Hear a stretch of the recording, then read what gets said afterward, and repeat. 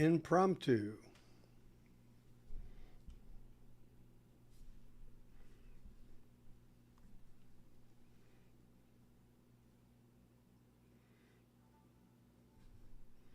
Ta-da.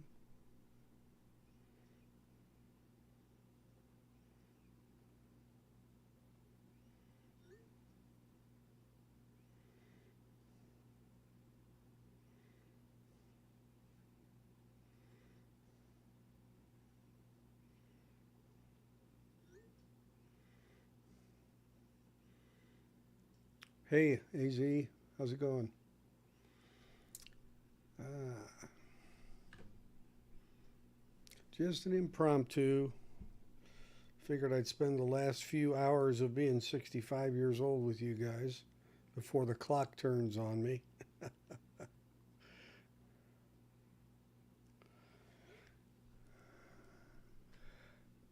Hey, Rick A, how's it going? Uh, Anybody want to come up? I'll send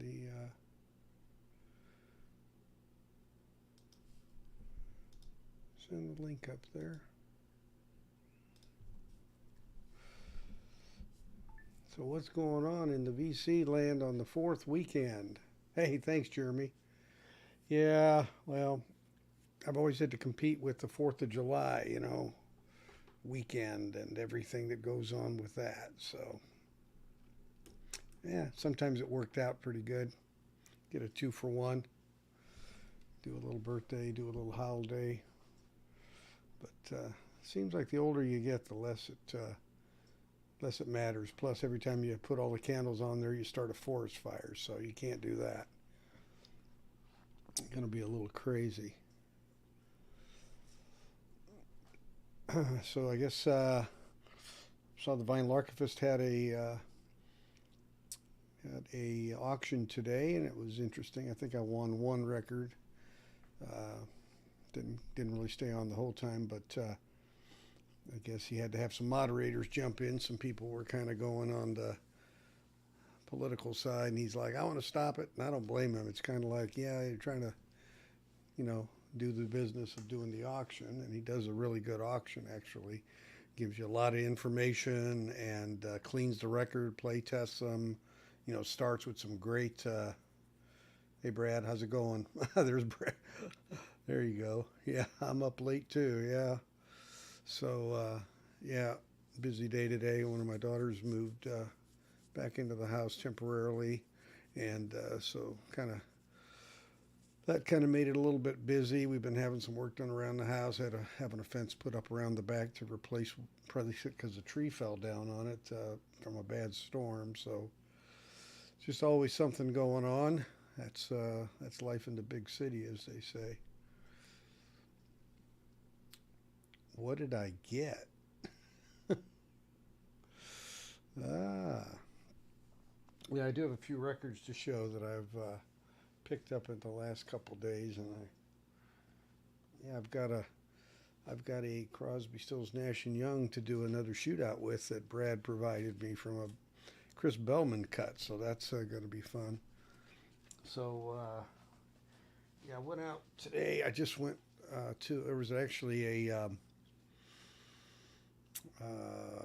like antique store, I guess I call it. Yeah, it's an antique store. And I went there to do some record shopping. I'd seen it before. Oh, I didn't get. Oh, sorry, on Patrick. Hell, I don't even know what I won, to be honest with you. I don't remember. Uh, I honestly can't remember off the top of my head. That's what happens when you turn 66. But I had another record I'd won from him a few weeks ago, and I kind of said, hold on to it. So, I'm not paying shipping on one record, so I was glad to at least get another one to kind of make the shipping a little more worth it. But yeah, I honestly, I was thinking about that. I can't off the top of my head remember what it was. There were so many records going fast and furious.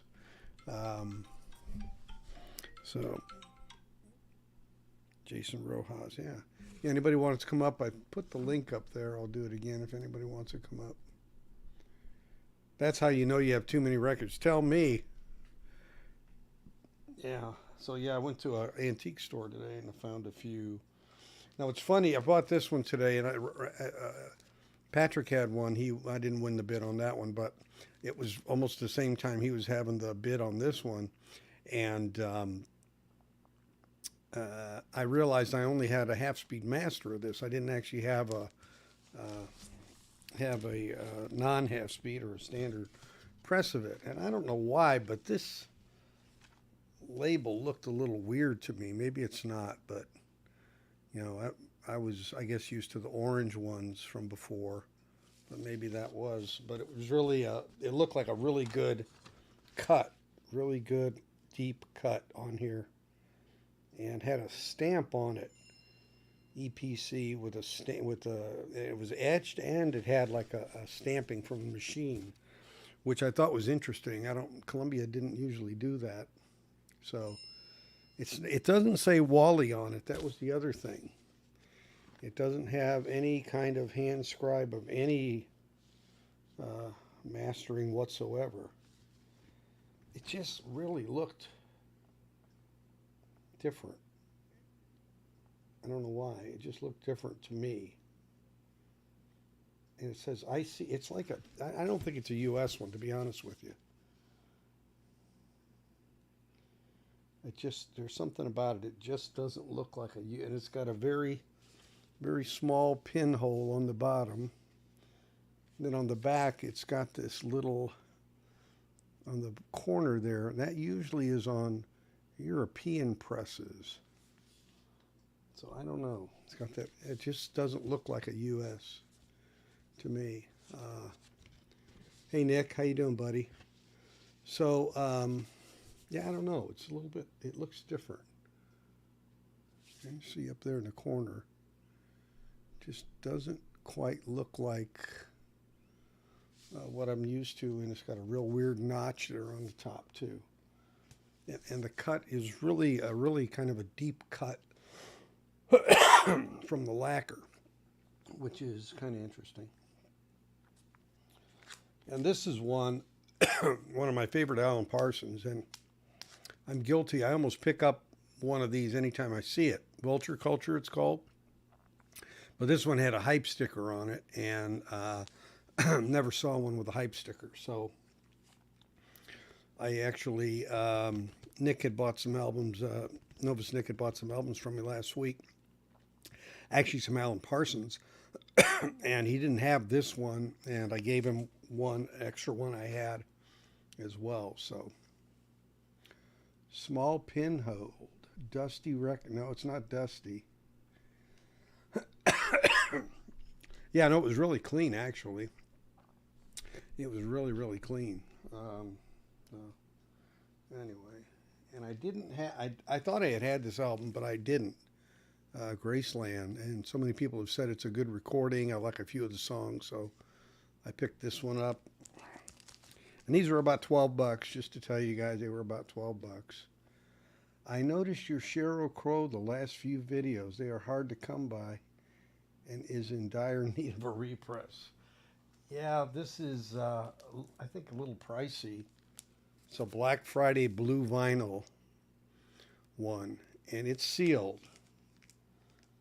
And it was $38.99 brand new. So that one I may sell. Like the Zoom. The Zoom's really expensive as well. Yeah, welcome to Texas, Jason.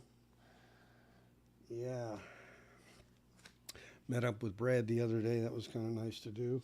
Dobie Gray, Drift Away. I guess one hit wonder. Nice, really clean Decca record. I really like that tune a lot. So, don't see that one a lot out in the wild. At least I don't. Then my Sound of Vinyl came in. The one where they were free. And then you just paid shipping. So, and tax for $11.38. I got the Northeast Corridor by Steely Dan live. Yeah, so $11.38. This was $38.99, I think. So I think that was a pretty good deal. By the way, if you hadn't seen on my community tab on my page, there is a link to a song that was never released by Steely Dan that came off of a DAT, or a digital audio tape, which was in Roger Nichols' house that his daughter Simsy unearthed. And it's a great sounding song. So go to my community page, and I think it's the top one. Feel free to listen to that. It's a great tune, actually, well recorded. Picked up an Ike and Tina Turner, just working together. I thought that was an ironic title. The old Liberty label. Just got that from a guy who was selling some stuff on Facebook, actually. Got one of my favorite bands from the Chicago area back in the 60s, some Buckingham's greatest hits. Actually, I have one of these already, but I think this may be an earlier version. Let me double check. Yeah, this is a 2i, whereas mine is the later standard, like Columbia label. So I think I paid $5 for that. That's a great album. Great hits on that one. Let's see. Yeah, here's an interesting one. Little River Band's greatest hits, but it's actually from Australia. It's so it's the native country, the EMI, on this. Got from that same guy. So I'll be anxious to hear what that sounds like. Actually had a gatefold on it.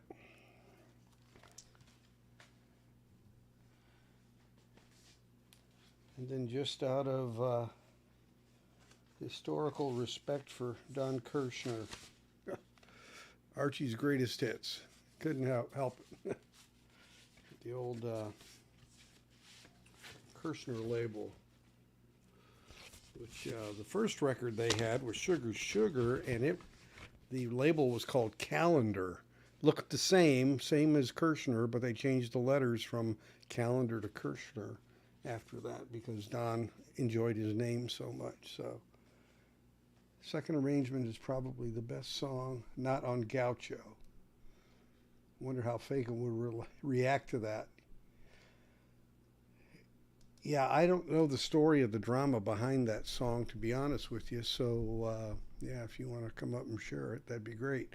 But yeah, it was, I guess it was basically lost, or not. They didn't have it to release, I guess, and turned up it was on a DAT tape that Roger Nichols, had. Maybe, obviously being digital, it could have been several copies of it, whatever. And I guess his daughter happened to find it, and some other stuff. There's some other video stuff that's on her channel as well.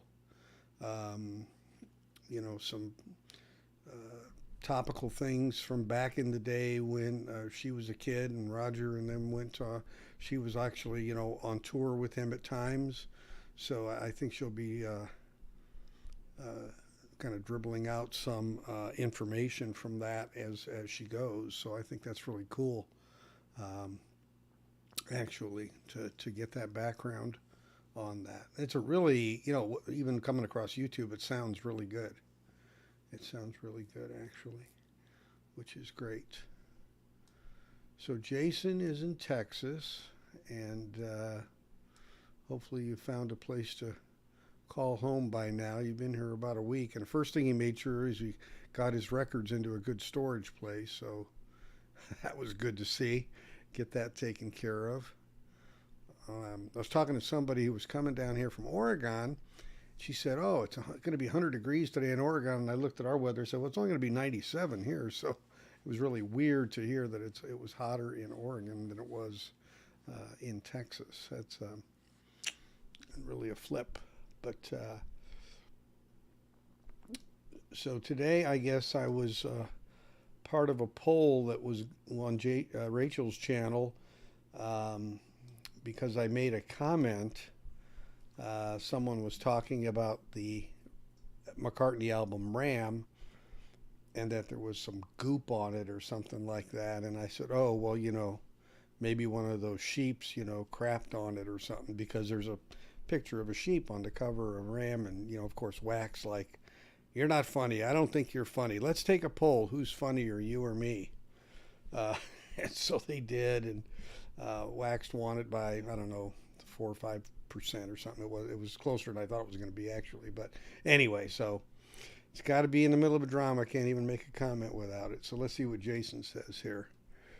Another engineer erased half the track of second arrangement. Both Fagan and Becker were heartbroken. Ah, okay. Another engineer who's not working anymore right now. We have AC. Many in Oregon do not. You are right. AZ Mick, you voted for me. Well, I was going to make the comment that my humor is intelligent humor, and some people might not get it, but waxed on your case again. Yeah. Well, making a kind of a wordplay statement or something that I wouldn't consider it really a joke, like a ha ha ha laugh joke. It was more just like of a tongue-in-cheek kind of thing about the image of a sheep and having goo on your, but it was like, okay, whatever. I just got to roll with the punches sometimes. Never safe in the peanut gallery. I guess that's the learning you always have. I went with Shecky Green. No, and Shecky Green was a great comic. He was. There's no doubt.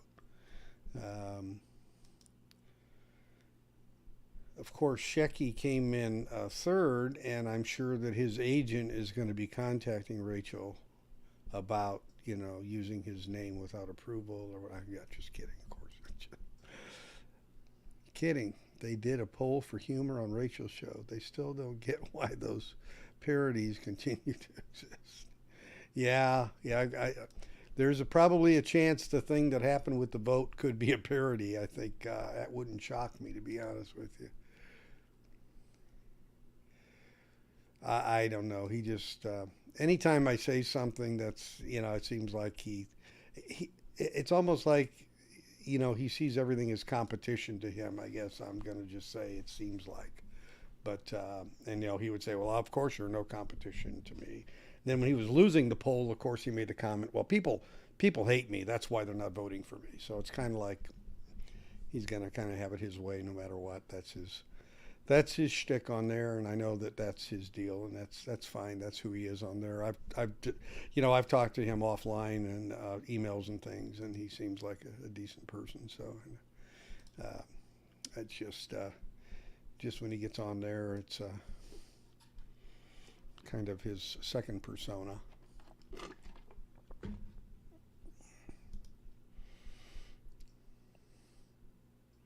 I have seen his mention that self-deprecating stuff. Yeah, well, yeah, Mazzy was saying he does self-deprecating stuff, as well. So I don't know. It's I don't watch it a lot, and I drop in occasionally, and sometimes it's just sometimes I wish I didn't, but could be just for the drama and the entertainment. Yeah, it could be.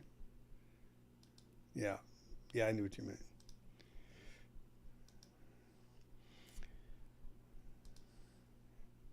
There you go. So, it's I think Baggy mentioned, he said, oh, Wax, I remember when you called David a windbag one time. I haven't heard anybody use that word in a long time. And I thought, okay, all right, well, if I'm a windbag, then fill in the blank. Oh well, just not everybody always clicks. I guess that's just the way it is. That's just the way it is. So has anybody got any great big July 4th plans coming up? It's always weird when the holiday falls like on like a Tuesday. So really you got Monday, and it's like, okay, well, you going to take Monday off, or what are you going to do? Because Monday kind of gets in the way.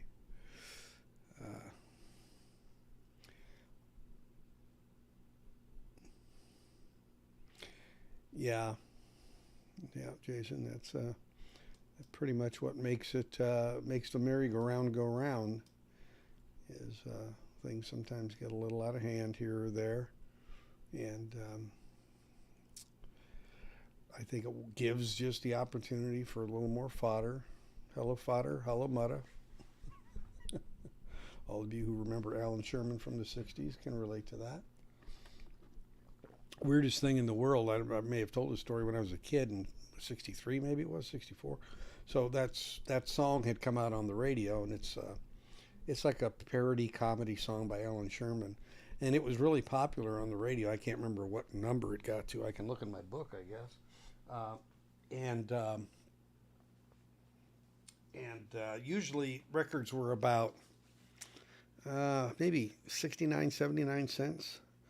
But for some reason, that particular record, when you went to the store that day, I waited in line, literally like an iPhone, to get that record the day it came out. It was $1. It was like 99 cents, and everybody was like, I don't know why it was. I mean, it was a photo, jacket on it for a 45, but it was no.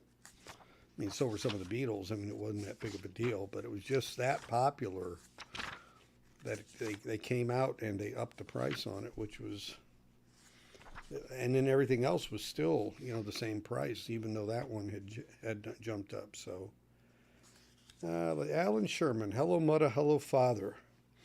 It was number 2 for 3 weeks in August of 63. Yeah. Yeah. Yeah. That's a letter from camp. Kind of a funny. Is Wyoming Dave on here? Hey, Dave, how's it going?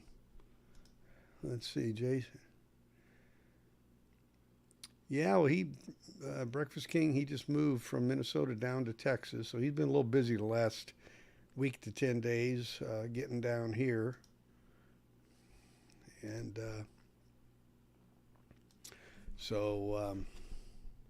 anyway, this is a great book. If you ever, I'm sure there's a newer version of it. I don't remember exactly what year this went up to, but in the late 70s, early 80s, I think. But, it has everything by artists and what their songs were. I'm trying to see one that's got a lot of,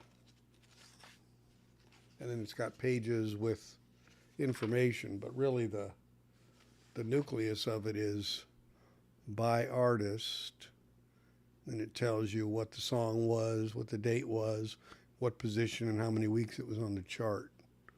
So obviously this is a great reference to have in your disc jockey. Kind of like baseball stats, right? Yeah.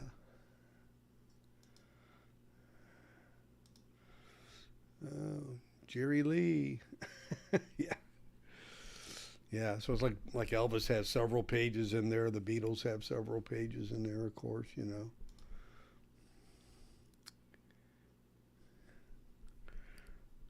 Missed out on the drama. Yeah, well, I don't know about the OBC drama.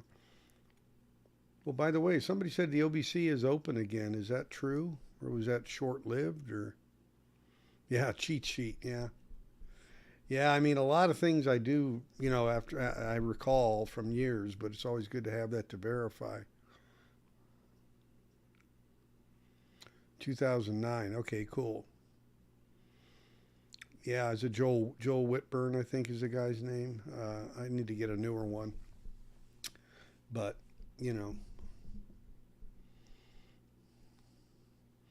a lot of music in the 90s and 2000s weren't my cup of tea, so I wasn't really as interested, in that, to be honest with you. Nice. Okay, you got to meet Liam. Cool. Very good. Yeah, it's nice when we get to meet up. I guess some of us will meet up in Texas late September, early October for the Austin show. The OBC is open. You just need to find someone who will rep for you. Wow. Got to send in a resume and everything. Please, please, please, could I spend, how much is it, $5 a month? I can't remember. €5 a month? Yeah, it might be interesting just from a, camaraderie standpoint.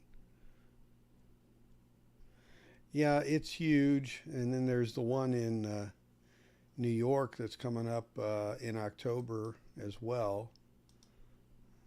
It's a radio station name. I can't remember, WFMU or something like that.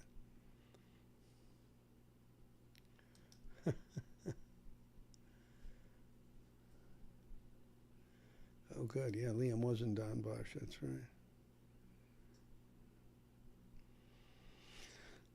Yeah, I guess they might be smaller, but different pickings. That's the thing. Different selections. That's kind of interesting.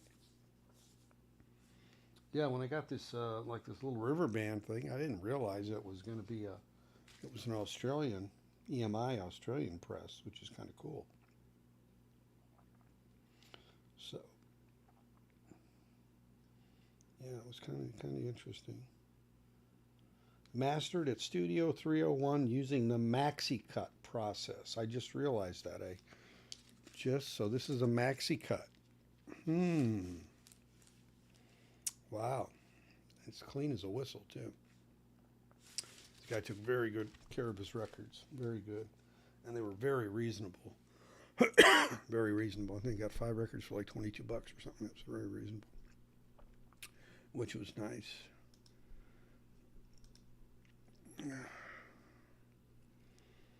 Yeah, I'm looking forward to it too. Yeah, I don't know how long it'll last. Probably about the time I sign up and spend money, it'll go away. It's kind of like my luck.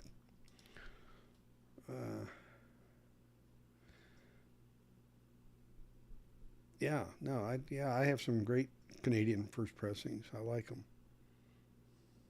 So I think they're.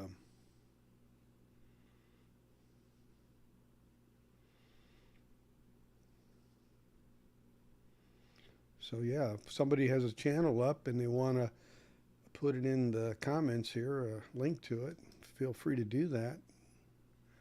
The Maxi Cut uses a precise cutting head. Some of the, yeah, I've heard of it, and I remember reading about it a while back, but I've never had. At least I didn't know that if I have any. But oh, he's going to Washington. Any record store suggestions? Well, if you can find anything on the zigzaggy streets of Washington, the streets are like angles. Weirdest place I've ever gone in terms of streets, that's for sure.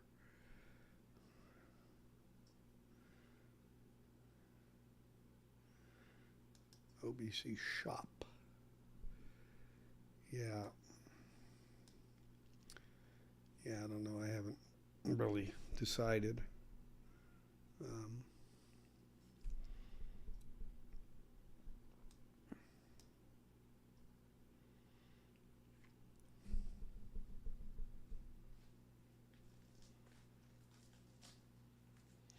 So yeah, today I mentioned this for Brad. So today I was in a shop and I found one of the original Fleetwood Macs, and I went and looked at it to see if it was a Ken done, because I probably would have picked it up if it was. But I pulled the record out and it was Rumors. I'm like, what? And I'm like, that's crazy. And so I was flipping through, and then there was a Rumors album, and I pulled out the Rumors albums and I looked at the record, and it was the Fleetwood Mac record. Somebody had swapped the two. So I put them back in the right places, but it wasn't a Ken done again.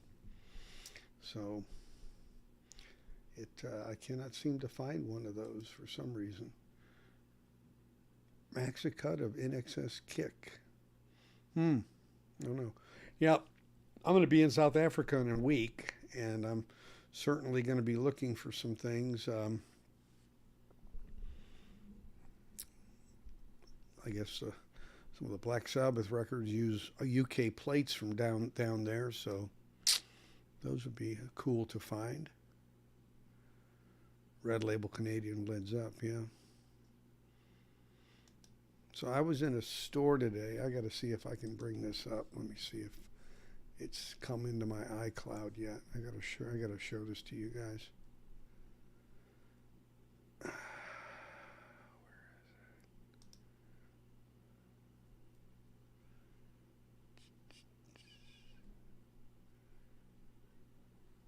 All right. Let's see if I can share this screen, figure this out.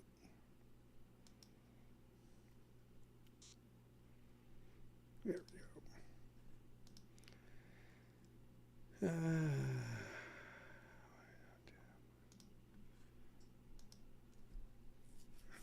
Okay, I hope you can see this. So here's a Buckingham Nicks album at this store.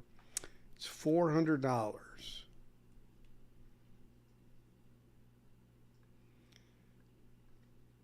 It says Buckingham Nicks debut 73 album, rare as FUCK, light warp, LP plays perfect, but $400 for that.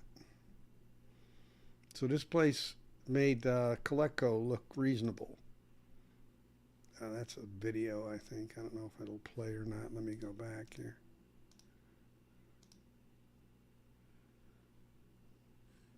There was I paid $15 for mine. Here was a Graceland, $60. New arrivals, sale priced. I don't think the guy wanted to sell anything, is what I really think. That didn't work. That was. Look at these. $60 for America's Greatest Hits. I'm sorry, it is Bad Company. Sale $60. Endless Summer, $70. Beach Boys album, $60. Beatles, $50. Beatles, $40. Beatles, $50.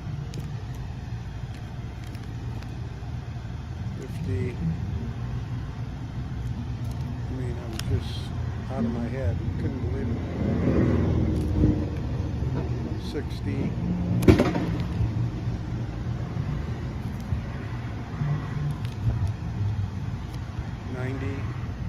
There's a blow by blow, $99. How's it going? Good, how are you?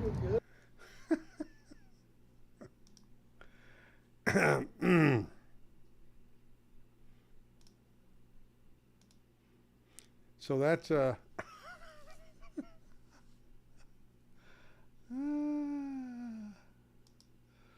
definitely Buckingham Nicks not worth $400. I've seen them for $60 and $65. $6 for America's Greatest.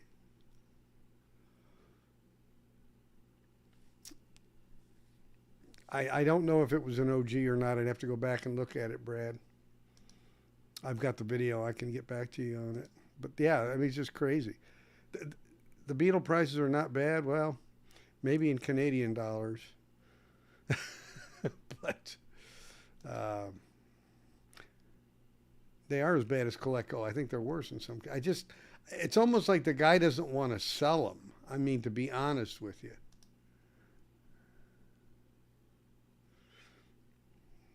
He's making me sick. Oh boy, these pretzels are making me thirsty.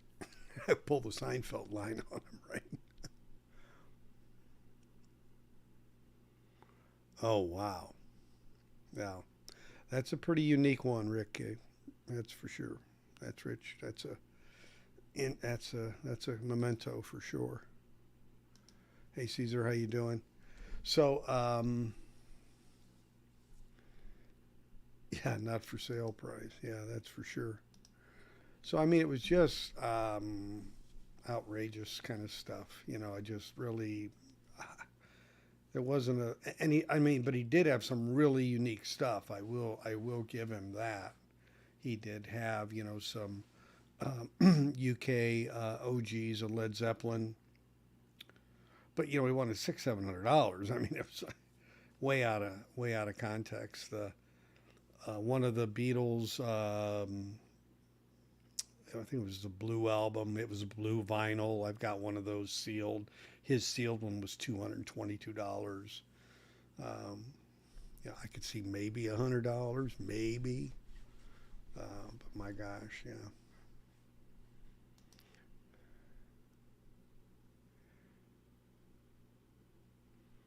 Greg Calabi. Okay. Well, I don't know if I've heard that one, to be honest with you. Hot stamper prices. Yeah, kind of. Yeah, I don't.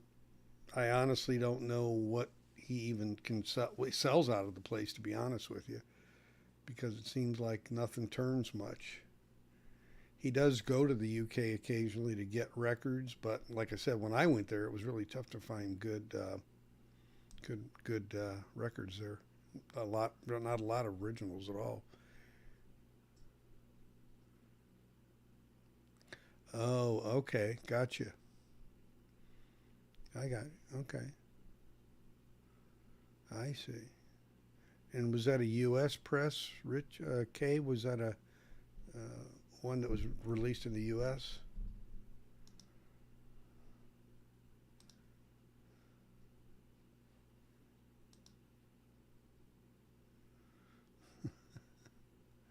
GC and the Dead Wax. Okay.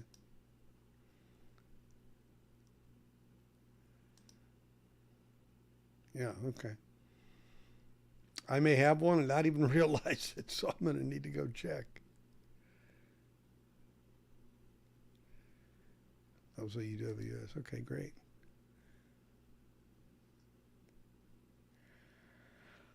Caesar, I can't tell you because it's sealed. To be honest with you, I will be honest. It's sealed.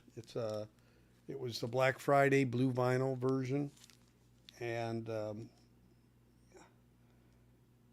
I didn't. I bought it on a whim, I guess I'm going to say, for lack of a better term. Uh, and I didn't decided not to open it, and it turns out, I guess it's a pretty expensive record. So I don't know, to be honest with you. Sorry.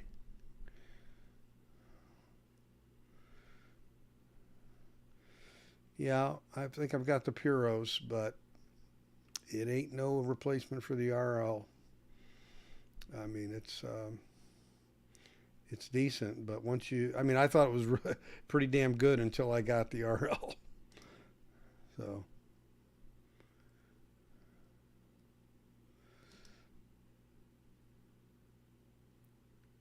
yeah, the RL is.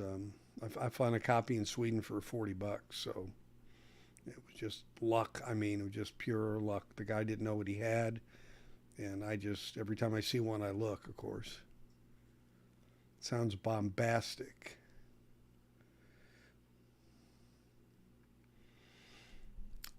We don't know it's a band wanted. We know it's what I guess a producer and the management wanted, but I don't know that it's what the band wanted.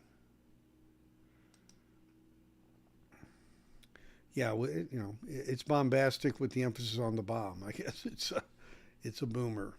It's um, it's a great test to see how well your cart and your turntable track. That's for sure. It is that. It is that. But it's pretty unique. I don't. It presses it. No pun intended. But like to be honest with you, the like the Speaker's Corner version of Lou Reed with like Walk on the Wild Side, the bass on that thing is just unbelievable to me. That's getting way down in there too, uh, to me.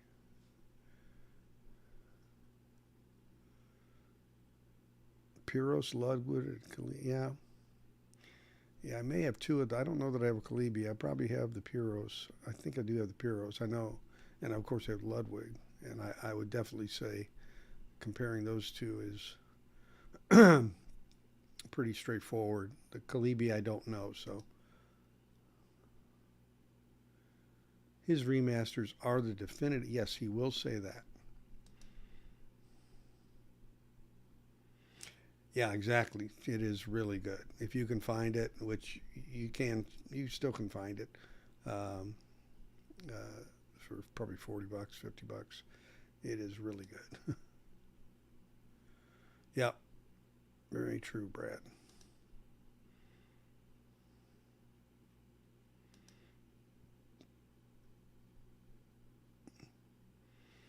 It is a little overwhelming. I mean, that's fair way of putting it. It you go back to some of these things, and it's like it was like the thing with the cars, with Kevin Gray saying, "Hey, I didn't do any limiting when I did this. I just left it alone, and what you see is what you get, or what they cut is what was there, or whatever." So that's always the thing. Well, what is the real? If you were to have listened to the studio flat, what would it have sounded like? So that's always the question, right? Jimmy, yeah. Uh, right. Uh,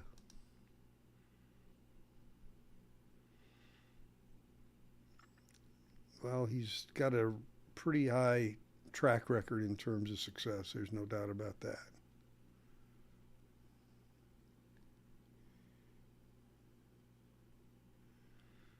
Oh, cool, Nick. Okay.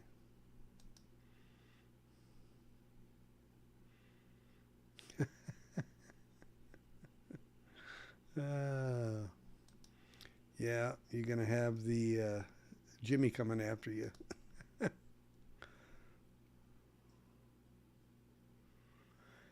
He is a busy man, yet he has time to get on Steve Westman's all the time. No, I'm just kidding. Steve's a great guy. No, just no, it's refreshing to see a guy like that just kind of join in and talk um, and share his thoughts. Yeah, I was thinking the other day, Bob Ludwig just resigned here the other day, end of June, and I guess it was yesterday actually, and he really did do a lot of interviews or really get into the BC thing or anything much at all that I could see. So he was, like Kevin has been really engaging, which is really nice to see. Um,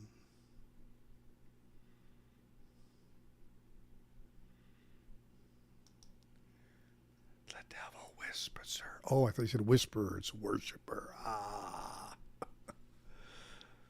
you're gonna need an exorcism. Yeah. Love to get Kevin to master my album coming out. Well, to be honest, Jeffrey, if you look on his site, he has his fees.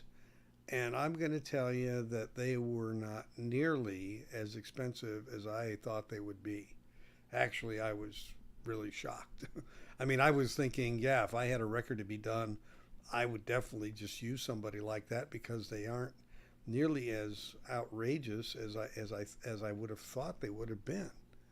And even even Sterling Bernie. I mean, it's not really as expensive as we might think it is. So you might go on to Coherent Audio and take a look.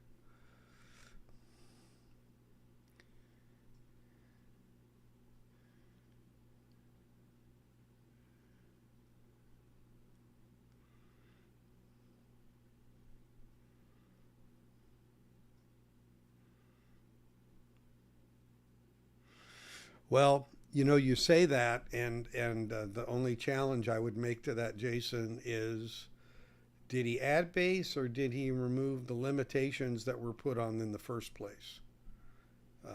That's to me that's not increasing the bass.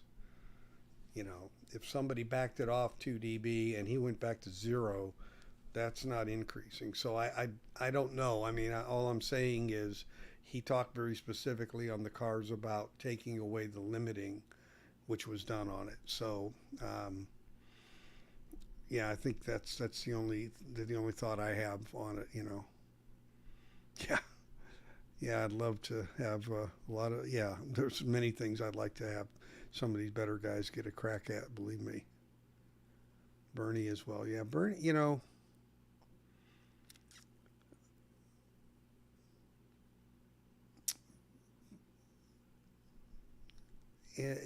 Bernie's better with some stuff that isn't as rockish. I think with Kevin's a little better. I think.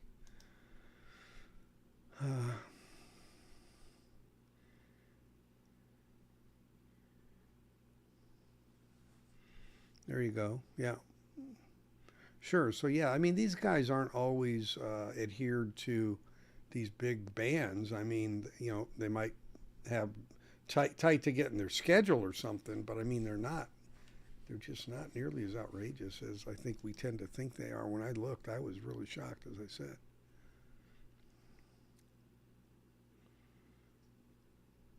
Oh, cool. Nice. Yeah. Kansas, yeah, I really like Kansas from the very first album, which was, obviously not, it wasn't popish. It was very more orchestral and a lot of violin, and, it was just very interesting, very different. But yeah, it was great. They were a great band.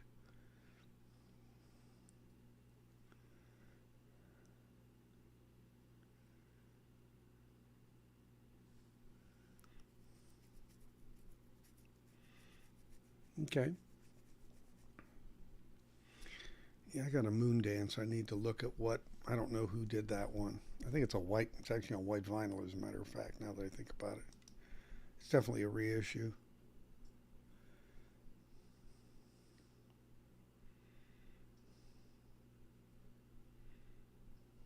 Yeah. Yeah, it is pretty wild. Yeah, I've got a couple of those doors from In Love Productions, and man, like LA Woman is just outstanding. Wow. Just outstanding.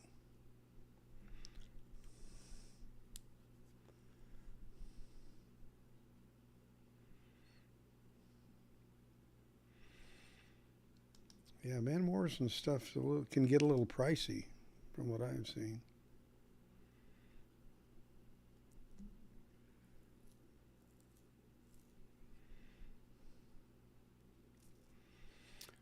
Well, the thing is, Jason, a well-known mastering engineer in the credits has a little bit of boost to it. I think credibility. Yeah, Super Disc. I've got Goodbye Yellow Brick Road is really really good on that. I mean, I don't have the MoFi to compare it to, but I'm very satisfied with the Super Disc version.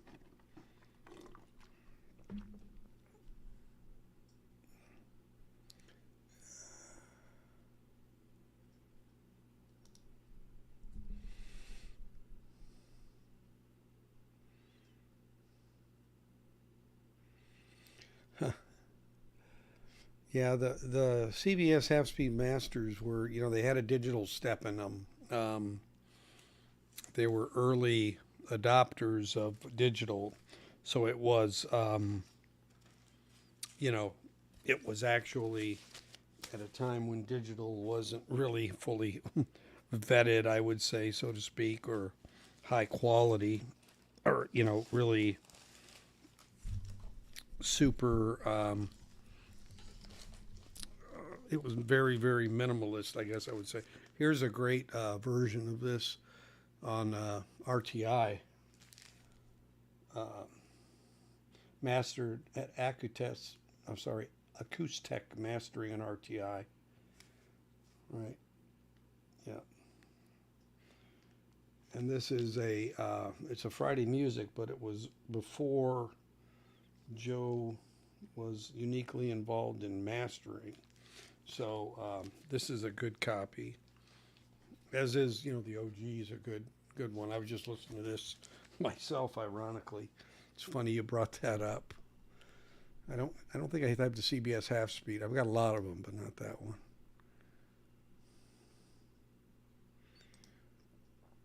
Yeah, St. Dominic's preview. Well, I'll tell you, I don't know why, but I really liked the two pop hits that he had. Domino and Wild Night. They really, that really, at least, beyond Brown Eyed Girl, that's how I really got to know Van Morrison, was through that. Goodbye, Super Disc. Yeah, okay. Good. Yeah, it's the best I've heard, but yeah, Ghost in the Machine, I've heard is good. Yeah, it was really early. You're right, it was really early.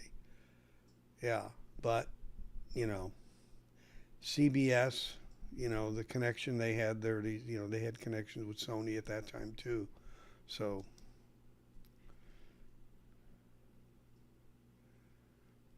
there you go. Yeah, Cosmic Messenger.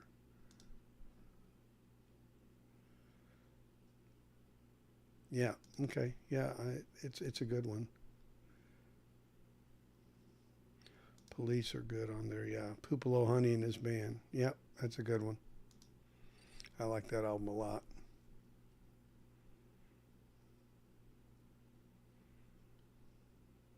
Yeah, I have the OG. It's really good. But that 180, that one that was mastered at acoustic is really good. Really clean. It's quieter. Yeah, yeah. Dreamboat Annie. Yeah.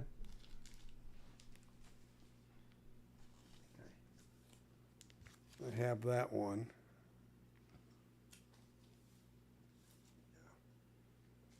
I had another one of it too. What happened to it? A different one.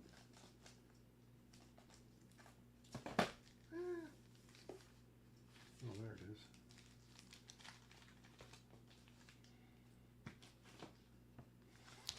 This was a DBX version of Dreamboat Annie.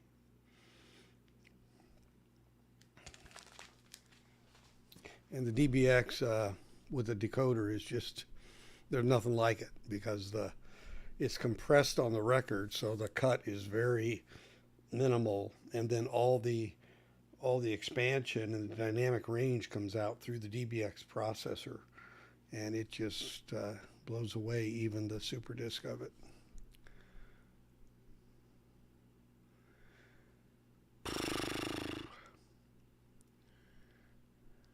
Well, my favorite mobile fidelity title is the UHQR of Sergeant Pepper's.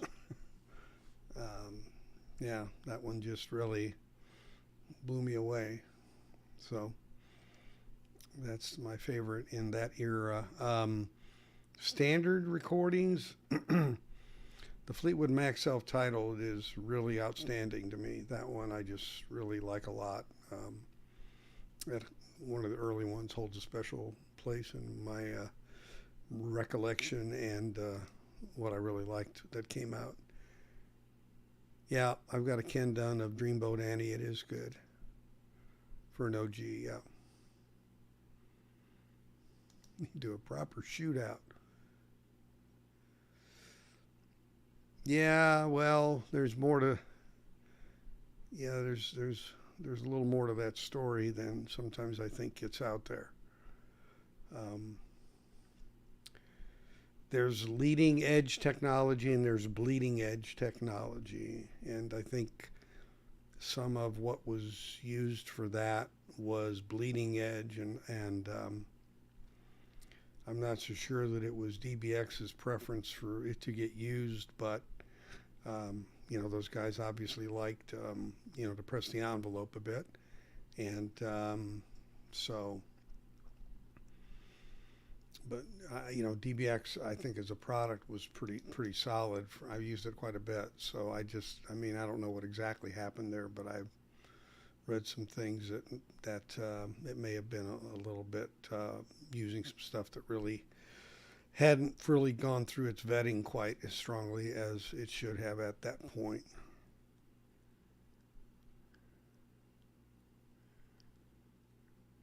Oh, there are two. Okay, thanks, Patrick. I didn't know that.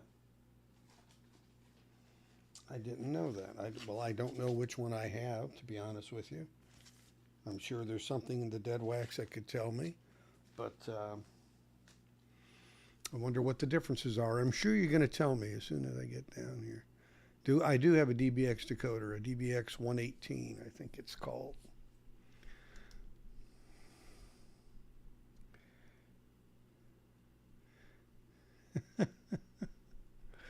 Yeah, DBX lied, not Katie lied. Yeah.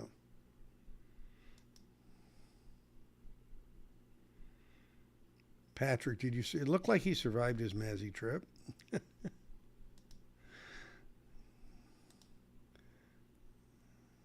He did.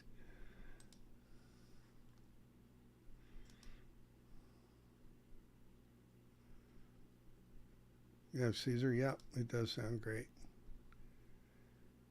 Yeah, Days of Future Past. Oh, I agree. That's a great one. That's a great one. And I have a lot of pressings of Days of Future Past from around the world, and I still like the MoFi the best.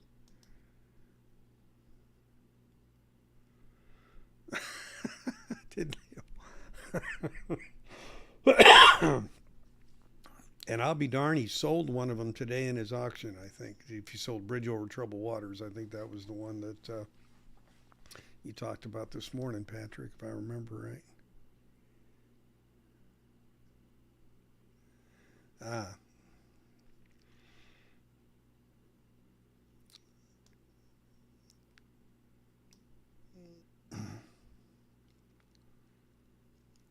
white label German pressing, Acadia line.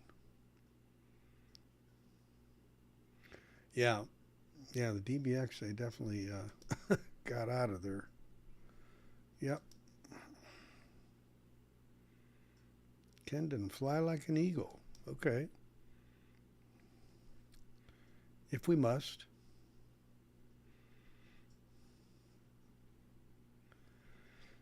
Yeah, well, if you brought 50 records back, God knows how many you'd have brought back if you actually went shopping, right?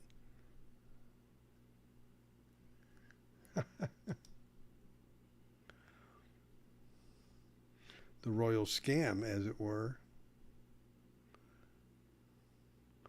One as EDP in the dead wax. Okay, I'll have to look for that. I don't know. Is that the better one, Patrick? If there is a better one, go ahead and take a look, I guess. I got this puppy sealed pretty good. This is on my never sell list.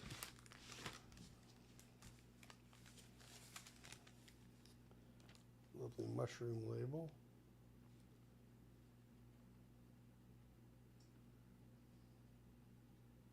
This is EDP, yes. There's a little EDP stamp on it.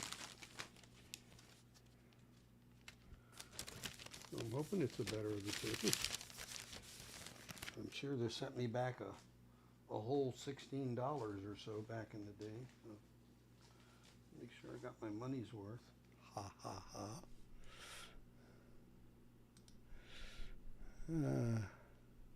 Yeah, Days of Future Past is great. Question of Balance is really good. Yep.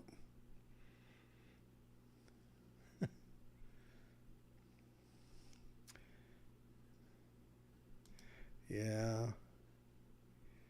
Europa.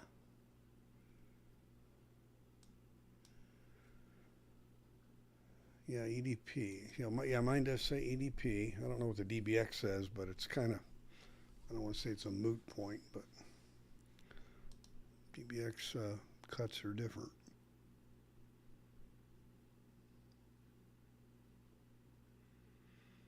Wow, cool. That's good to hear. I love that album. So, reminds me of college days. That's when I bought that album.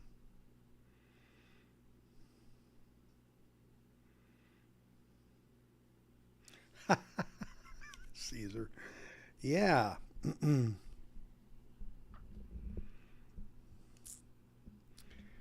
Yeah, I don't know. I hadn't made plans to go to the WFMU one.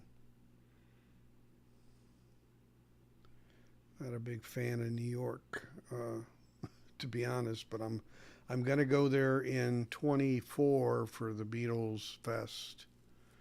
Uh, because it's going to be the 60th anniversary of Beatles coming back to the U.S., coming to the U.S. It's going to be at the TWA Hotel, so yeah.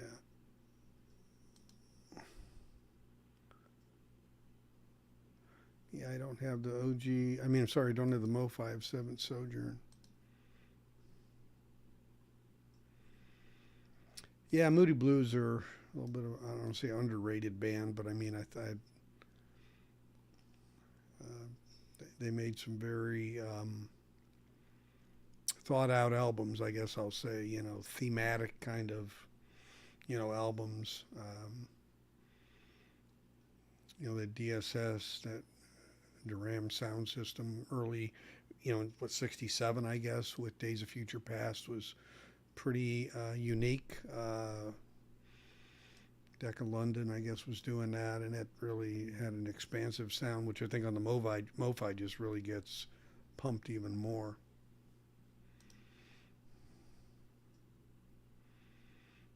Yeah, they have a lot of great songs.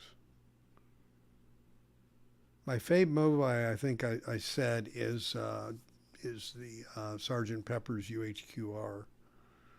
Um, Crime of the Century is really great on UHQR too, but Peppers took me a little more by surprise because, after hearing it, so much, so many times, so many versions, even the MoFi out of the collection box set of MoFi, it just really, I heard stuff I never heard before, and it just really was kind of impactful, which I'm kind of glad it was because it was $700. So I was hoping I'd get something.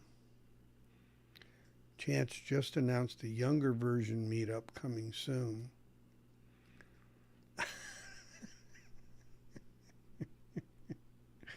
Okay, we'll stay away. Us old guys will stay away. Okay, we get it.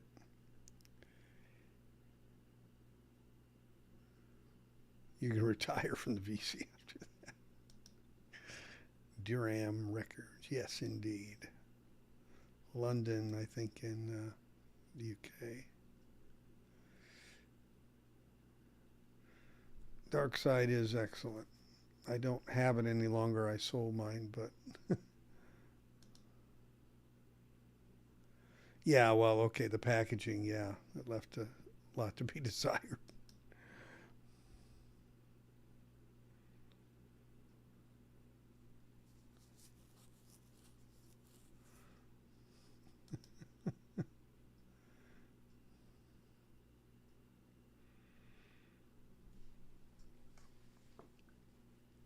Yeah, I did a shootout of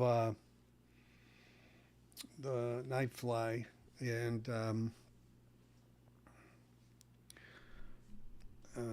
it was good, but I didn't. It didn't, in my view, from my ears, it didn't win, but it was, it's good. Um, but I've got the 45 RPM original MoFi that came out, and of course OGs, and then I got the Chris Bellman cut from 19 or 16, I can't remember, and it was really strong, surprisingly strong. um, and for me, it was a matter of, I was thinking I was going to buy one, and just for the money, I just don't think that the Delta is there, and I'd really, in some places of the album, I really thought some of the others were stronger. Yeah, right. Yeah, WFMU is yeah. It was the WFU the last 3 years, right?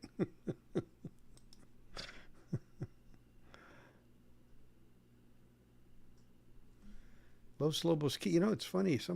I heard somebody else say that not long ago, Rich, that they like that MoFi a lot, which I don't have it, so I couldn't comment.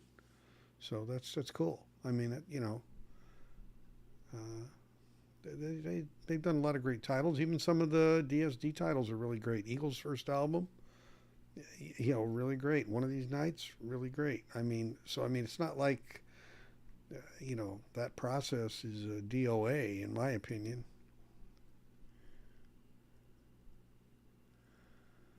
The Austin Fair is first. It's like September 30th, October 1st and 2nd. It's at the end of September, beginning of October, and then the WFMU is like mid-October. I think it's like 2 weeks later, essentially. Yeah, I have the 2 LP version of Amused to Death. I don't have the newer um, one, but it is, yeah, even that one's amazing. Well, we're definitely going to Terry Black's barbecue. Definitely going there. Yeah, I was talking to Brad about that just the other day. We were just talking about that in dinner. Yeah, no, I agree. I think the Dylan MoFi, I think the strongest versions of the Dylan stuff is on MoFi actually, um, and I think the Dire Straits are excellent. Brothers in Arms is I think the best version of it. Um, the Alan Parsons Eye in the Sky I think is the best version. The 45 RPM. Meat candy. There you go, Brad. Here, I knew he was going to say it. It's not eye candy, it's meat candy. Melts in your mouth, not in your hands.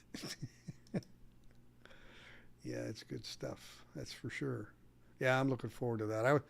Instead of being in a play, which was the same weekend, I'm going to go to the show. So I'm making the ultimate sacrifice for the VC community and my own love of vinyl. So there you go.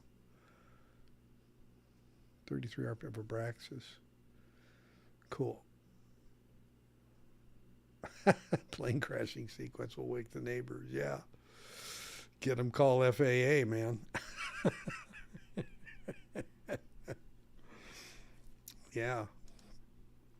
It's good stuff. Yeah. Yeah, there's some great recordings out there. There's no doubt, uh, always, it's always great to hear what the experiences are, of other people when it comes to that kind of stuff.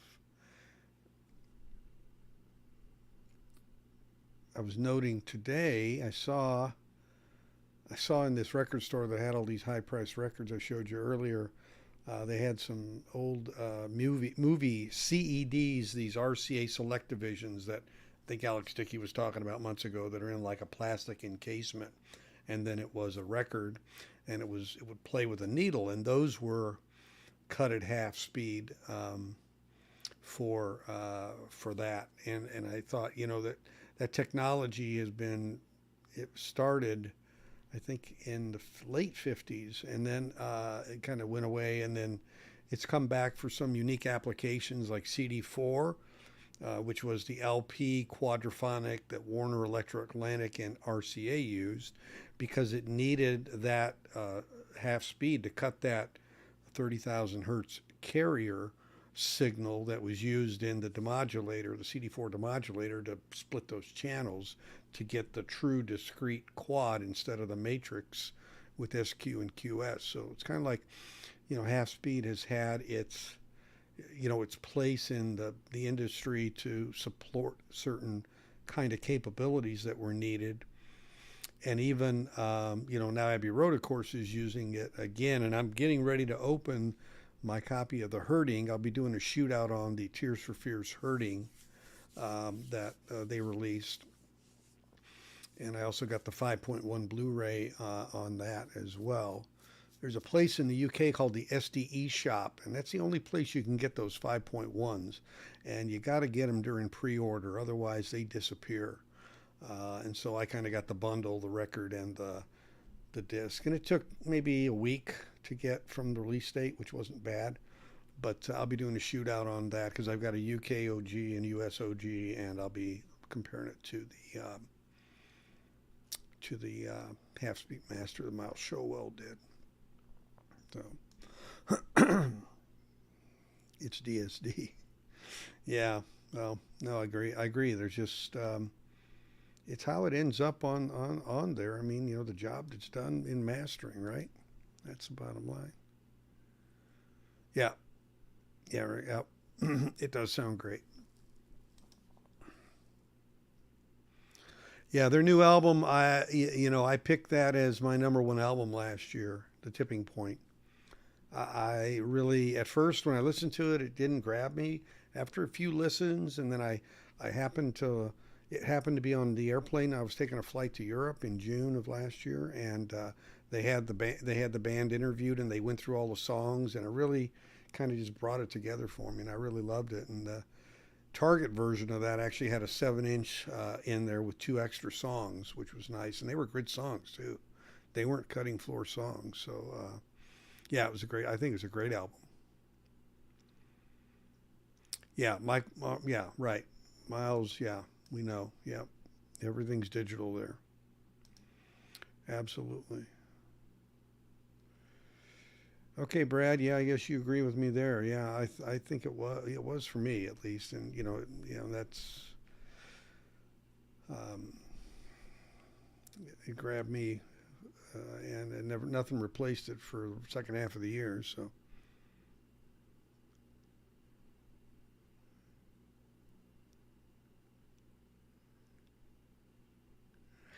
yeah, no, you're right. They should have. I mean, they really should have educated the community and talked about the life of tape and the issues with getting tapes, and this is a way to secure the highest capability of what that tape is at that moment. Because the truth is now when things get cut from tape and it doesn't maybe sound quite as good, or there's an issue, we're always kind of wondering, well, is it the life of the tape? Is that what's doing it? And eventually that is in fact going to be, part of what happens. There's just no way around it.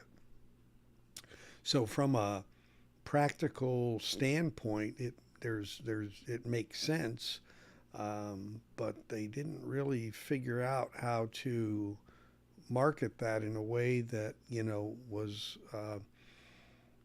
something that they wouldn't think would be a negative. I think they always had that fear, but then they had the worst of both worlds. They had the fact that it wasn't what people thought, and they didn't bother to tell us. So they it made it twice as bad. That's the problem actually to me. So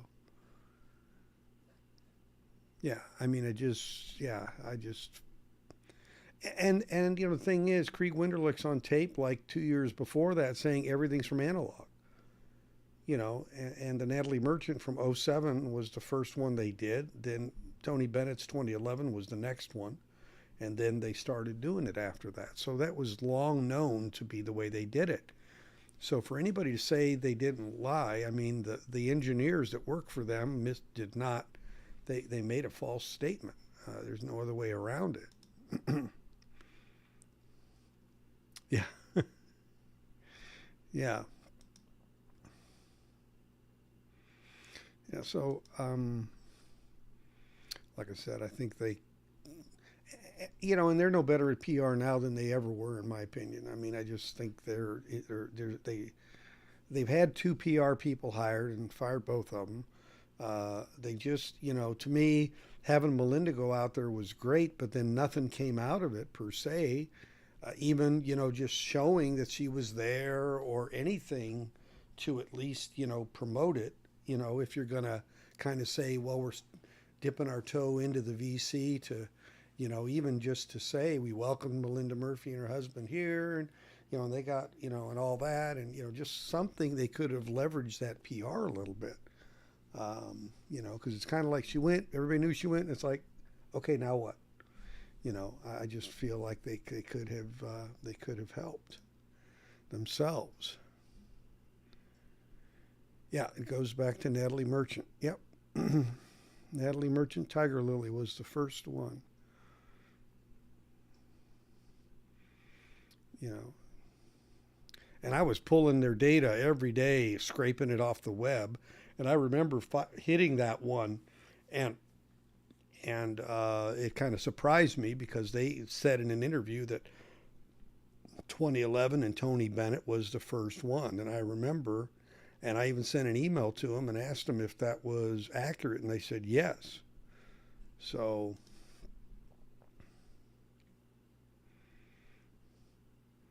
oh yeah, they weren't. No, they were. I don't know that. there was a big gap before they did another one. I think that was a trial balloon or something. I don't know, but yeah. And then even after 11, that they weren't all. They just after 15 they started to become more regular. But even then there were spots. Even David Crosby, which was what 2019. Even David Crosby's was all analog. I think it was the last all analog actually. Yeah, no, I know that's why she was there. But my point is they could have leveraged it too. I think.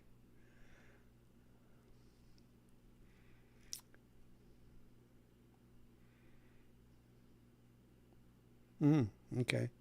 Yeah, not being a jazz guy, I couldn't speak to that about that Miles Davis milestones. Tiger Lily was a good record for him. Yeah. So there you go, and that was their first. Yeah. Okay.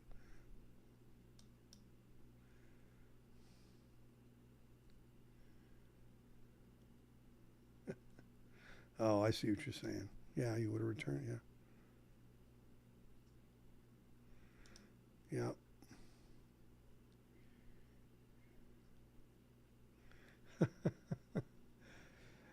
Oh yeah, Jason. I know. I'm in big trouble now. Right. Your OG sounds great. Yeah, I'm not a Crosby fan, honestly, but I have heard that the MoFi is outstanding from people I trust.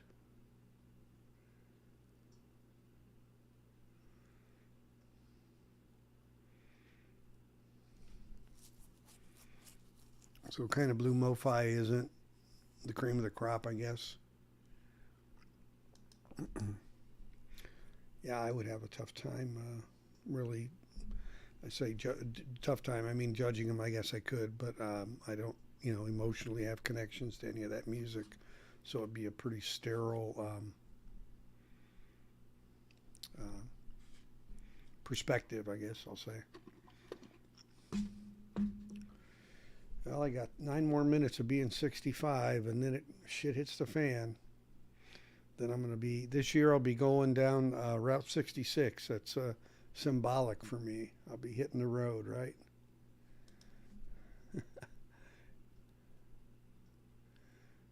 QRP is better. Well, not surprising.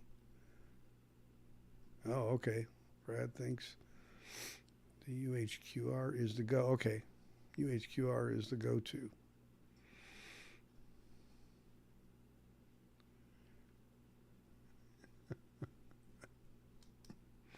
Mazzy loves you.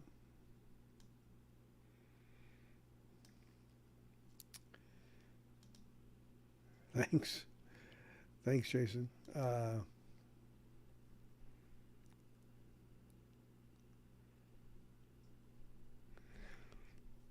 sure, Rick, you mean the Analog Productions version of that, right? Yeah, obviously, UHQR 45. Yeah, okay.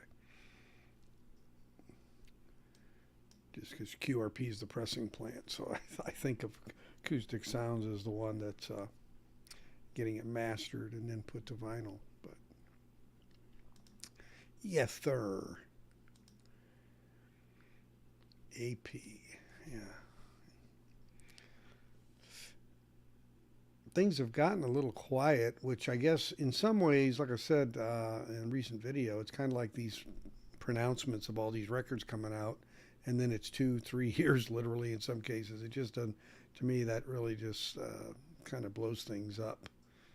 Um, it's like I don't know what they're going to do on those Joni Mitchells. I just can't imagine that the demand is going to be as high as they might be thinking. But could be wrong. Could be wrong.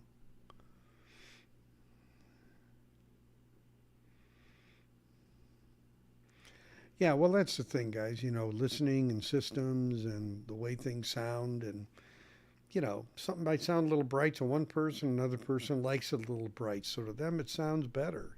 That's very much part of the human experience and judging it, I guess. Hey, Michael, according to Steve Westman, it'll be in July, so they could be. Uh, well, they're kind of like they're going to announce and make them available. So his inclinations, and he has an inside person there now, is it could be in July, which would be a little quicker than I thought actually. Now we don't know what it is, but uh, so I'm got my email flagged up to notify me if anything from Rhino comes through. That's for sure. Yeah, well, they definitely don't need to be releasing the whole catalog, Rich. That's for sure.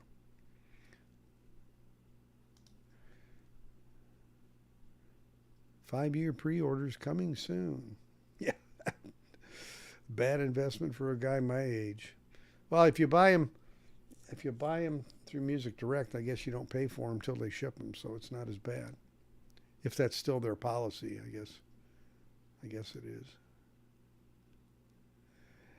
Yeah, yeah, Michael, I do too. I think I do. I really like the announce, order, receive, kind of thing.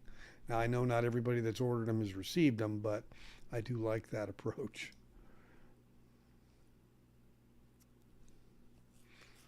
Yeah, that's a good album. Yeah, I know what you're talking about, Brad. Right. Okay, Caesar, of course. I thought, I really thought that Chad was going to do that. I'm really shocked.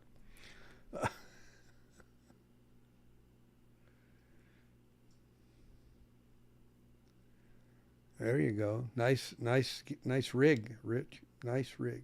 Really, really like it, Rick. It's sure cartridges. That's what I grew up on. Hey, quick spec. Oh wow, more power outages.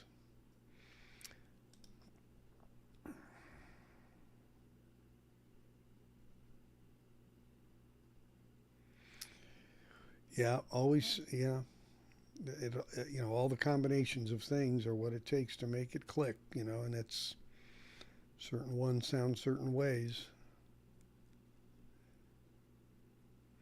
Well, it's high end enough. Yeah, I knew Caesar. I knew where you.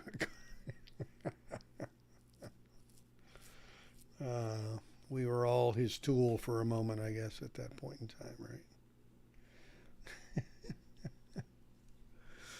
Yeah, yeah. So I did happen to notice, by the way, just as a factoid, that Universal announced the release of Pretzel Logic, and it is on the exact same day in July that Chad is releasing Pretzel Logic. So it looks like they're back on the synchronous schedule because Countdown to Ecstasy clearly was way off because Chad came out with it in mid December last year, and then Universal didn't come out until May. So I don't know what happened there exactly. But,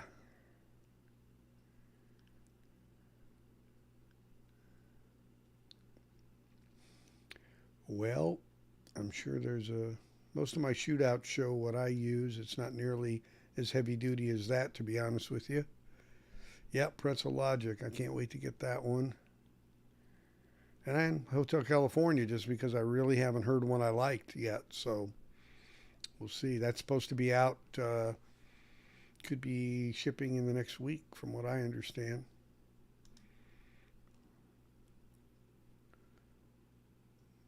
Tony Martin Black Sabbath box set. Okay.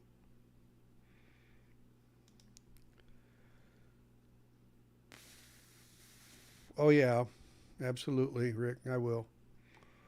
I definitely will be doing a shootout on that. I've also got. I think I. I'm trying to remember.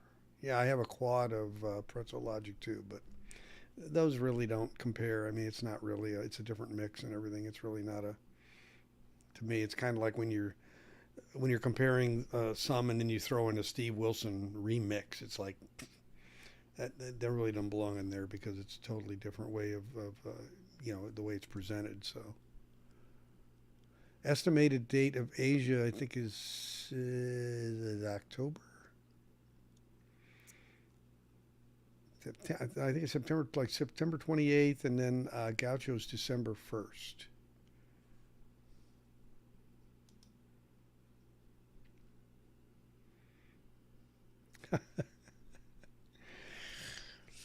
Yeah, well, I mean, they should know what the demand for those bands are, in terms of how they sell and everything like that. So I can't imagine that they don't already know that, right?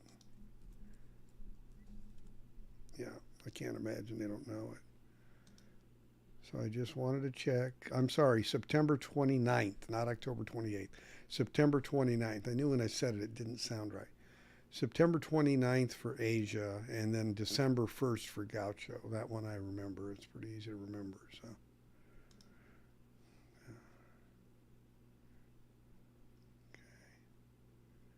oh, Steve Wilson. Oh, okay. Yeah. Yeah, I like a lot of Steve Wilson stuff. His work, his remix of Chicago too is unbelievable. Oh, just love it.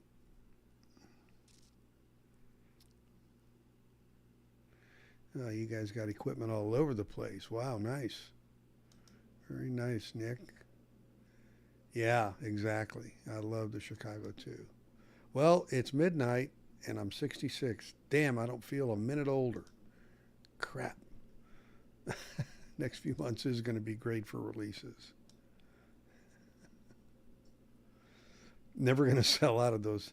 Yeah, I think they're like a 12,000 on Can't Buy a Thrill and 11 on Countdown. So, and they're 20,000 total. So it's, I don't know if it's going to take a sale or it probably won't be a sale, but I mean, it's just definitely that. Hey guys, thanks Nick. Thanks Mike. Thought I'd share it with you guys. Thank Brad. Yeah, Jeff. Yeah, I figured I'd share it with you guys and be on here and just remember how I spent the I told my wife, I says, you're never going to sleep with a 65-year-old again. She said, I might. No, no, no. Yes, there you go. Thanks, Rick. 66. Yeah, then they jumped. Yeah, they jumped them on Asia. Yeah, yeah. Let's do some shots. You got to be careful in Texas when you say do some shots. Somebody could pull out a firearm. Thanks, Quick Pick. You're not in Minnesota anymore, dude. uh,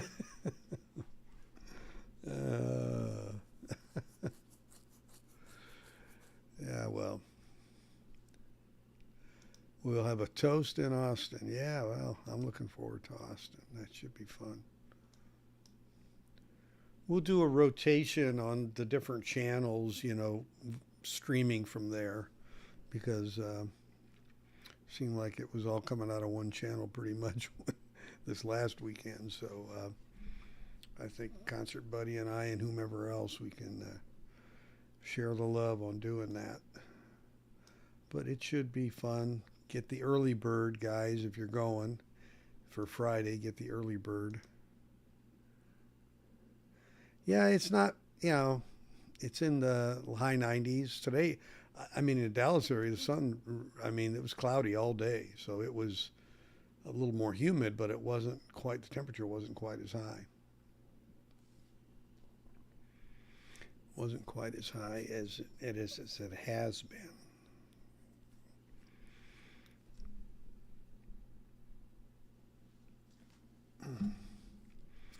So yeah, I don't know if I would. I don't know. I've been trying to decide, whether this would sell in the BC or not. I know there's a guy, Northern Revolutions, Rob, the guy from Canada. I think he really wants this, but he just the price is obviously up there. But I mean, I would tend to sell it for less than Discogs, but. I keep looking at that album thinking I should sell it. Let somebody open it who wants it. Every time they say, hold on. Now look, Josh D.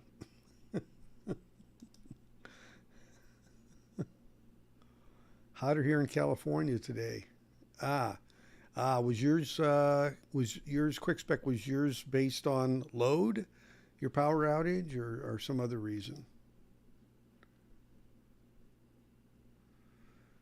You would totally grab that. Well, we'll have to talk. You know what I mean? Talk.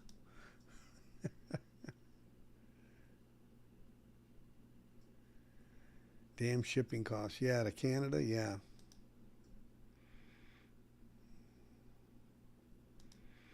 yeah, exactly.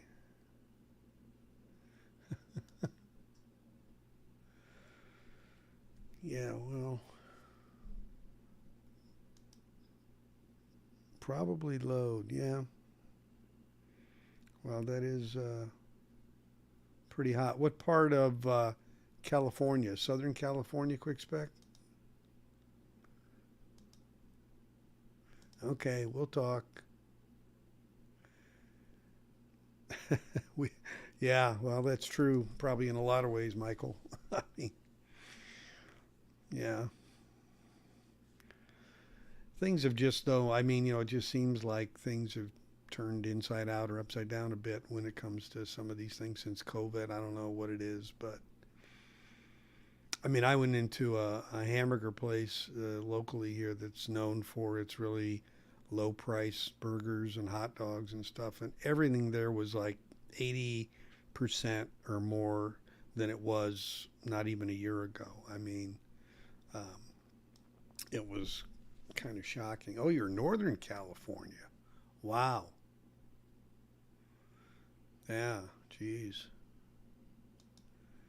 Mm. Yeah, that's pretty toasty for up there. So you could be our reporter on the scene in Sebastopol, California for MoFi. Is that what you're telling me, Quick Spec? We could actually get you to do some surveillance. Uh,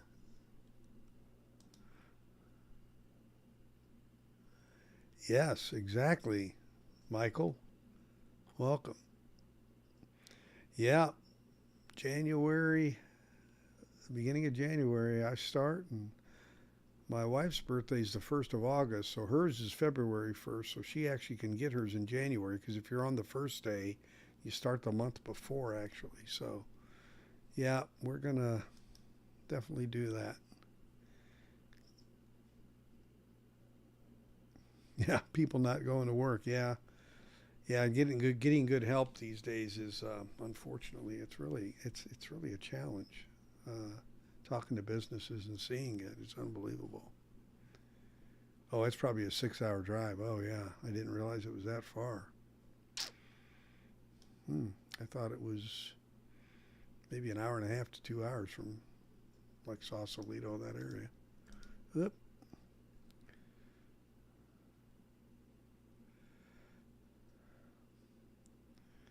Wow.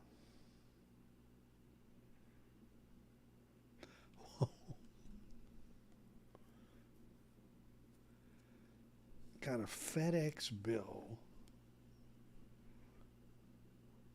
Wow. What was the reason for Rick? What was the reason for that cost? Was that like from getting it to the U.S. border to your place? Is that, or was that assessment VAT, or I don't know. What I wonder what was the nature of that? Okay, there we go. I didn't think it was that far away. Okay, I was thinking within a couple hours max. Yeah. Okay. All right.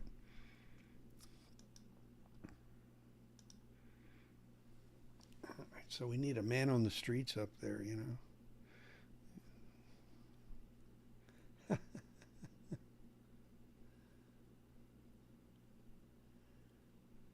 From customs to Toronto.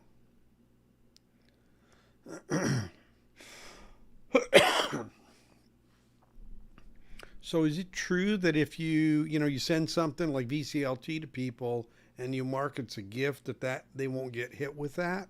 Rick, is that true? I've heard that because I think that's the. I think that's what I did when I sent some records to Rachel.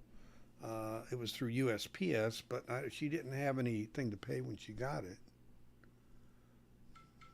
so I'm not sure. Yeah,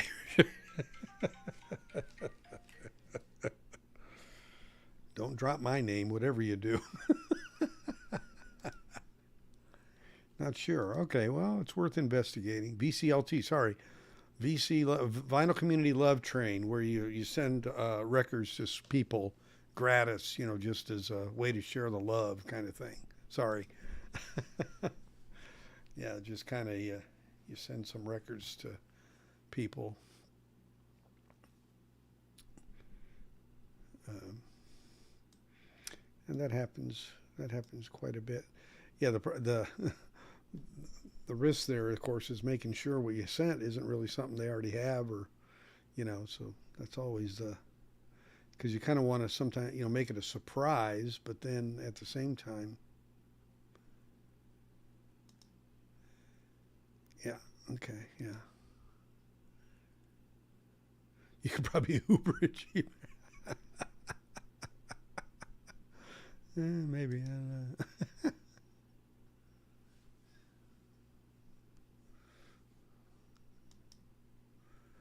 Now tell them you're Fremer's agent.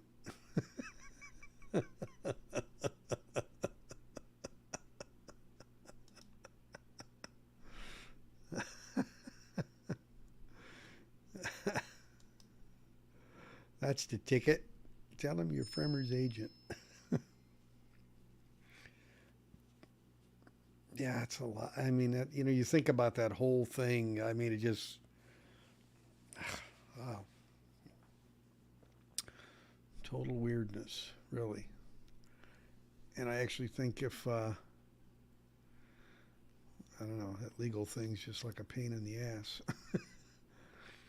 I mean, it's well set up, and it's you go online and you put in your number they give you through that mailer and that or email, and it's laid out real nice. That settlement company, they did a good job, but then it's like hurry up and wait is what it boils down to.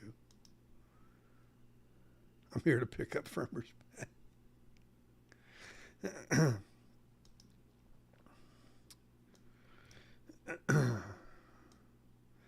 uh,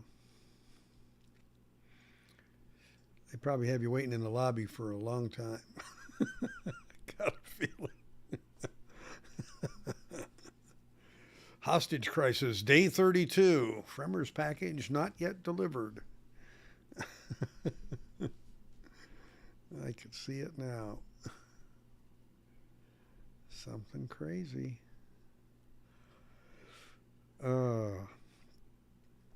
Let's see what we got here.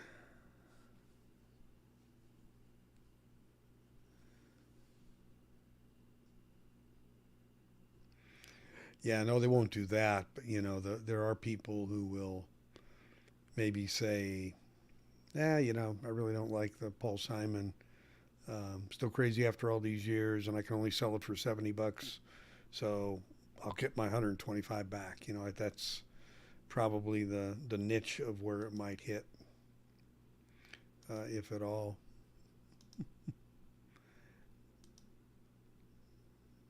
Yeah, well, nobody's going to be returning an Abraxas one step, that's for sure.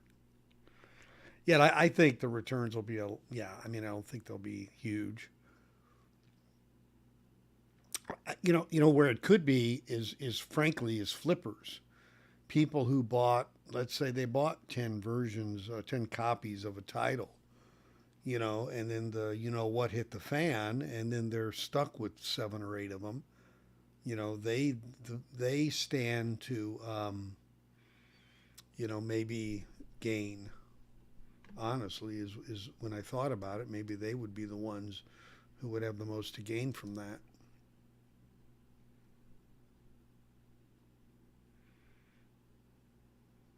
Yeah. So everybody can do whatever they want to do, I guess. And if you you bought them, from a non-retailer, and you bought them, let's say, secondhand, or you even bought them new from somebody, in Discogs or whatever, you have no recourse. The person that bought it from MoFi, or has a recourse, but that ship sailed, right?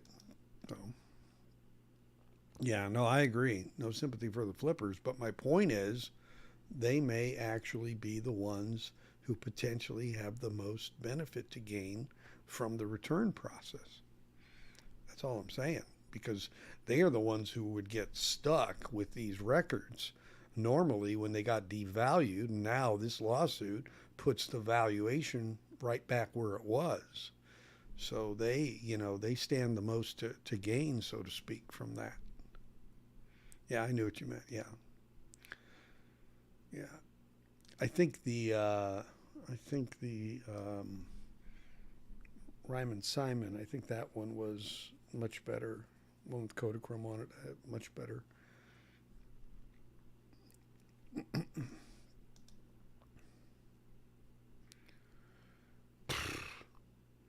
Yeah, yeah. We did a shootout on. Brad actually did a shootout with me on Tapestry, and the MoFi previous release, the standard 33 release, beat it. And or was it a 45 RPM? I can't remember off the top of my head, but it was the standard release, and then the CSNY was just, yeah, it wasn't good. Caught some heat for that, but okay, I stand by it. It was what I heard, at least. Yep, there we go, Brad. Yep, same consensus on those. Yeah, well, you can't have everything, right? You can't have everything. So I do. Does anybody have what they would call what they think is a really great version of Hotel California by the Eagles? Great pressing. I'm curious because I honestly have not heard one that. And again, is it a recording? I don't know, but I mean, and I've never heard the MoFi, so I'll stand back and have to say that. But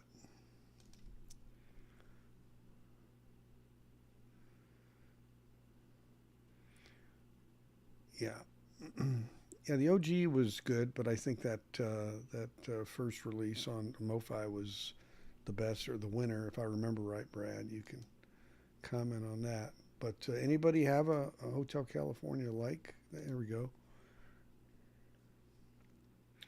That's pretty good. Well, I'll take sounds pretty good as,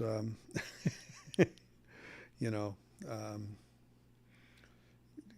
maybe there's something better. I've actually heard a SACD of it that I thought was better than the records I have. So I think there's something on the tapes. Just somehow never got the vinyl. 2009 Kevin Gray. Yeah, you told me that. Um,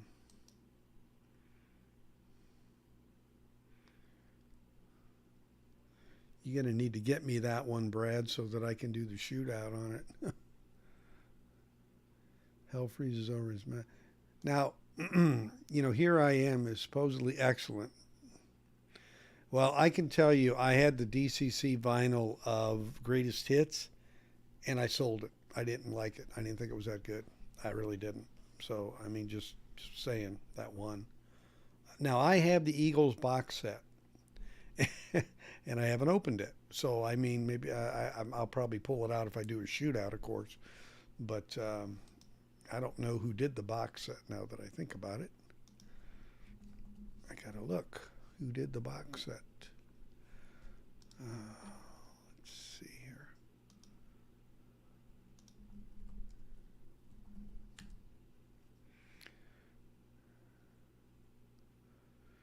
Do I have the box set in my database? I may not. I do not. And I do not know why.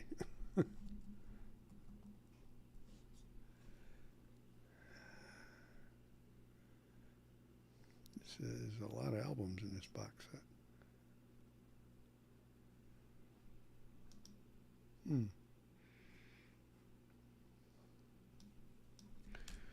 All right, definitely gonna have to figure that one out. Need to see who did that compilation.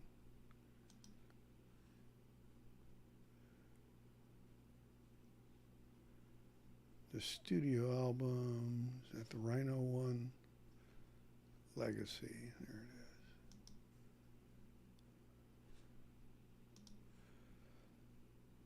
it is. Legacy US.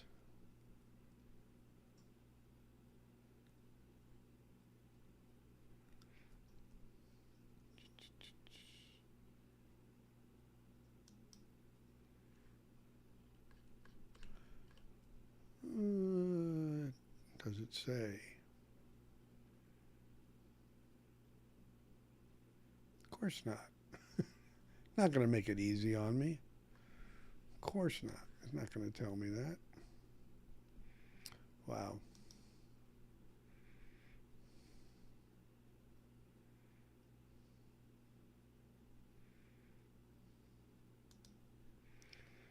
One more set here and see. Mastered by Bernie Grunman and Chris Bellman. So that's definitely one I got to pull out and listen to. Okay. Can I guess? I cannot guess. You were correct, Brad. It's Bellman and Grunman. Yeah, you're right. No, I told somebody the other day. I don't know. I think it was Brad. I said, oh, it's going to be Heartbeat City by the Cars. I, I just threw that out there probably as a desire. But whoever it is, they obviously have had it in the queue for a while, so they certainly can't sit there and use oh, the Cars did really well the first time, let's use them again, because it's going to be whatever they've already been doing. So missed a few here. So yeah, Kevin Gray is a brand. Yeah, and the one step of One of These Nights sounds awesome. It does. No, you like I said, you were right, Brad. It's Chris and Bernie. Chris and Bernie. So I need to pull it out. I need to might even add that do a shootout with that in the one step of the first album. I forgot I got it. I got it. I got it in a I got a really good deal on it, and it was when the British pound was really almost at equity with the U.S. dollar, and it was discounted like 40%. I got just a super steal on that. It's the only reason I got it. Yeah.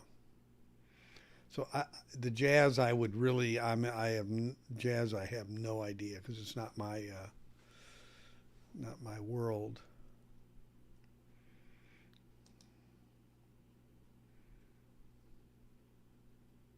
Yeah, it's not Black Sabbath or ATTC. Yeah, yeah, I would. Now, I wouldn't be surprised at some point in this series that they don't do one or both of those bands, but um, they probably were. I don't know if they realized that that would be. I think they're kind of really walking through this process a little bit with the 5,000 and how was it going to go and how was it, because the jazz one is still, that one's not going to sell out for a while, I bet. And to be honest with you, the Cars one, I mean, I have rarely seen a situation where almost just, I think every review I saw was like, this is the one, this is the one, this is the one. And you don't often get that. I mean, it just really seemed very uh, very across the board, and I think everybody was like, oh, okay, $40, not that bad. Maybe I should get it. You know, so do you? Well, I think the one I like as well as the first one is probably Heartbeat City, but To be fair, I need to listen to Panorama more or again. It's been a long time since I listened to it, so I will give it a spin this weekend. Good. Okay, Brad. Yeah. Okay. Thanks. I need to throw it on there then. I definitely have an OG of it. That's for sure. I mean, I was a huge Cars fan. I really followed them. I really liked their stuff. I was just watching a video on the making of Heartbeat City and how they had changed to Mutt Lange as their producer and how arduous that recording process was and how Ray Baker Thomas, how easy his process was and how quickly they could turn an album. But it took them almost a year to make Heartbeat City. It was ridiculous and it was grueling. And I get, Mutt Lange, I guess, is a perfectionist, and he just, redid so many things over and over again. They were like, we don't know if we ever want to record an album again after that one. I mean, it was a great album, had some great videos on MTV, and but it was almost painful to listen to the story because it's like, my gosh, that was pretty bad. So touch and go. Oh, yeah. But was that the guy that was married to Shania Twain, or am I mixing up somebody? Heartbeat City, Candy O for sure. Yeah. Yeah, well, I'd say you're pretty much starting to name their whole catalog except their last album. Now, their last album, I have a white label promo of it, and I've actually got the Warner promo sheet that they put in it, and signed picture, was in it, I think. But it wasn't one of their best albums, that's for sure. Yeah. Yeah. Yeah, I never realized how much that song, Man, I Feel Like a Woman, was going to turn out to happen. Anyway.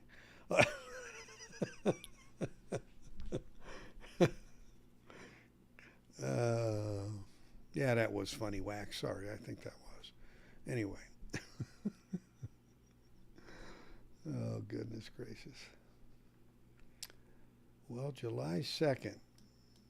I have a cousin that was born on that same day, ironically. That's not the same year, but same day. And I lost touch with that cousin after many years. I always wonder where people are at after a while. Tend to sometimes drift, especially when you move and that type of thing. So definitely needed the pool today, though. It was hot enough for the pool. I spent some time. But, the problem is it gets so warm here, the water feels a little, I'm not going to say like bath water, but a little bit, But it is, it's nice to have something to go jump into. Besides the lake, because my wife's always telling me to jump in the lake, but that's a whole different thing. So her car comes up with a sign. It says, notice it says, because of your 12-volt battery having an issue, we're going to shut off your infotainment system. I'm like, what? And I'll be darned, that's basically what it said. I was like, what? Okay. So, so now that's a honeydew for tomorrow. Go get the battery checked. Yeah, never ends, right? Never ends. So this has been great, guys. We're at almost at the 2-hour mark, but thanks for hanging out. I really appreciate it, and the birthday wishes. And yeah, things will be coming up on the channel here. I'll be going through showing you guys more of those records on my next video that I saw that were a little bit overpriced, just to share the fact that there's you got to watch what you're doing, and I can't imagine that people are buying places in some place like that, but it does. Oh yeah, still no pressing info on Stop Making really. I did a pre-order on that, I thought, so that's weird. Yeah, thanks, Nick. Yeah, I did a pre-orders. I really love Stop Making Sense. That's one of my favorite live albums because in a way it doesn't sound live to me, and I saw the movie when it came out as well, so that's a great one. All right, Brad. Thanks, you guys. Take it easy. Have a great 4th of July. And thanks for joining me. Take care of yourselves. Bye, guys, gals. See ya.